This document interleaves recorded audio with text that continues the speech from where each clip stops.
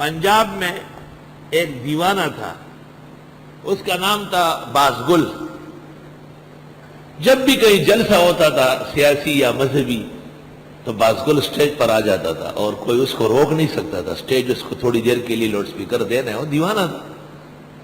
تو لوگ بھئی بازگل آیا اچھا ٹھیک ہے بھئی آؤ بازگل، تو وہ لاؤڈ سپیکر پر کہتا تھا گل گئے گلشن گئے جنگلی دتورے رہ گئے، گل گئے گلشن گئے جنگلی دتورے رہ گئے، عقل والے چل بسے بے شعور رہ گئے، وما يعلم تاويله الا الله والراسخون في العلم يقولون آمنا به كل من عند ربنا وما يذكر الا اولو الالباب۔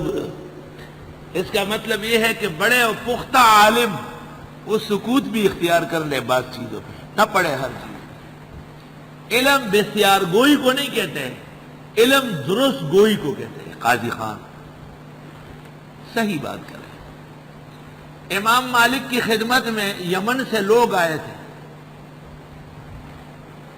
36 سوالات کیے، مالک نے 2 یا 3 کے جوابات دیے، باقی کا آپ نے علاقے کے علماء سے پوچھو، مجھے وقت نہیں ہے، چلو بھاگو یہاں سے۔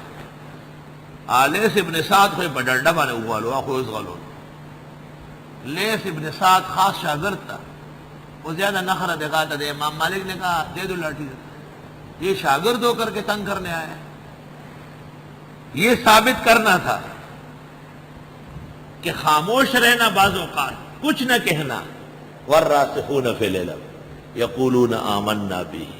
مولوی احمد رضا کا ایک قصور یہ بھی ہے کہ ہر سوال کا جواب لکھا ہے، یاد نہیں ہے تو غلط لکھا ہے لیکن لکھا ضرور ہے۔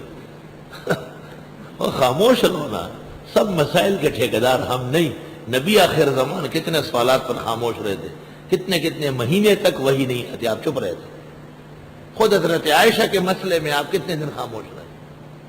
گھر کا مسئلہ، عزت و ناموس کا مسئلہ، امر اللہ کے منتظر ہوتے تھے۔